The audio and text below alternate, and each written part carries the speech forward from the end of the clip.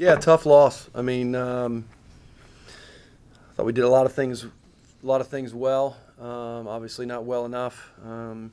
It's hard to defend the free throw line down the stretch. We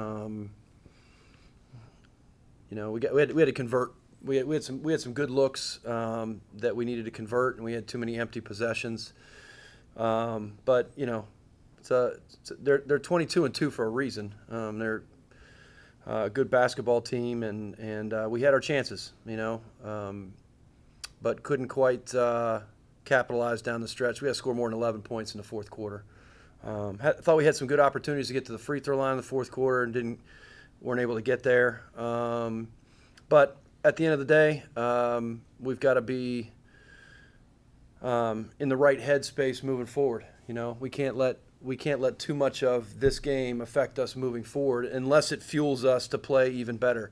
If it frustrates us or makes us mad and we practice better over the next few days and go up to Buffalo and play better, then we've used it for the right reason. But we can't let it affect us in a negative way. Excuse me. We have too many important games coming up for that to happen. So hopefully we can move on quickly and play well this coming week. Questions for Linsdey and Corynne to start? Yeah, Linsdey, in the first half there, Bowling Green shoots 57%, converts on 7 threes. I guess just how frustrating is it when you see them having a lot of success and you're playing well defensively, but stuff for them is just falling? Mm-hmm. Well, I think that kind of falls on us in transition. We were getting a little bit lost, and their threes were pretty wide open. So I think if we have, a hand in their face, at least half of those don't go in. So we kind of dug ourselves a hole in the first half. And then really what went into the second half defense adjustments there? Because, they didn't convert on 1 3 in the second half. It seems like you guys were a lot better. Mm-hmm. Yeah, we picked it up, obviously. Brett went off in the first half, so we had to keep an eye on her. But just down the stretch, we were getting driven by, and I think that there's a lot of foul calls down there, and we can't really control that, so we just got to keep ourselves out of that position. And then when a game is that close, especially late, how frustrating is it that you just can't get over the hump to even tie the game up? Super frustrating because it only takes, a couple plays to get past that. We had it at 2 and 3 points multiple times, and we couldn't capitalize on any of their mistakes, so we just got to learn from that and go right at them next time. And then, Corynne, just how difficult is it maybe staying in a rhythm when there's a lot of fouls being called throughout the game for you guys? It definitely changes the way you play the game, both offensively when they're taking charges and defensively of how you defend the play. So it takes you out of how you would like to guard certain players, and it just messes up the rhythm a little bit. And then Coach mentioned only 11 points in the fourth quarter. What was maybe some of the struggles there in the fourth quarter for you guys? I think we were finding pretty good looks. We just weren't knocking down our shots, and then the defense they were playing, it kept us out of the paint more. So we're relying on threes to get us into the game.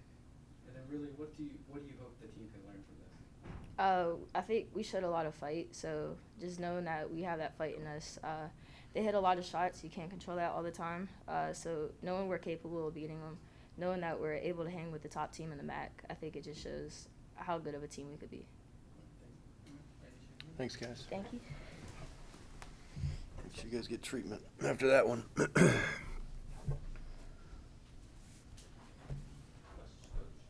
Yeah, and then Bowling Green just played with a lot of tempo there early in the game. Did any of that catch you guys by surprise or anything? No, that's how they play. They're they're an up-tempo team. They're going to come at you for 40 minutes. They play with a lot of pace and tempo like that, so that doesn't surprise us at all. We did. Obviously, we're capable of defending the three-point line because in the second half they didn't hit any. So we fell asleep on a couple of those assignments, and then she got hot as well, 5 for 5 from 3. That's 3 of those were open looks. The other 2 were contested. So some of that falls on us for sure. And then could you just speak on Casey's and just really the energy she plays with and just what she brings to the team? On Casey? Yeah. Yeah, I think I think our whole team played with a ton of energy. But she's she's a scrappy player. She plays hard and has to bring that type of energy when she plays, and when she does that, she's very effective. And then just really what went into the second half and why you guys were able to have success there on defense? We had some blown assignments in the first half. It wasn't like we changed anything. We just did what we were supposed to do better. Okay.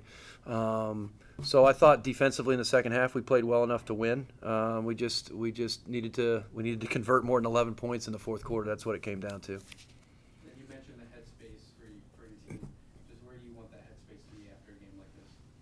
Yeah, it's got to hurt. I mean, like if you're going to work that hard and have an opportunity to beat the the top team in the league and you can't convert on that, we got to learn from that. And we have to, like, once again, we have to have enough memory. Like if we can use how it feels. This stopped recording, by the way.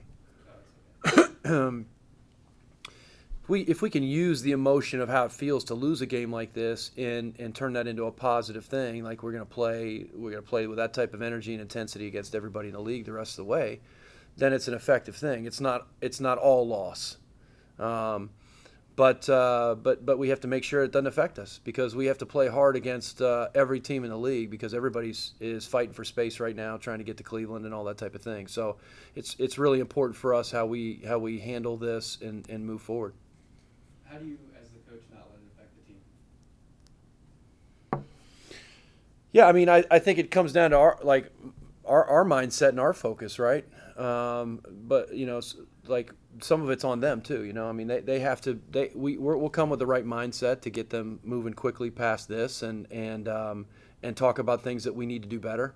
But the accountability piece comes to them. They got to make sure they play with the same type of focus and intensity, against other teams as we're moving forward. If we do that, if we play that way against everybody, then we'll have a lot of success moving forward.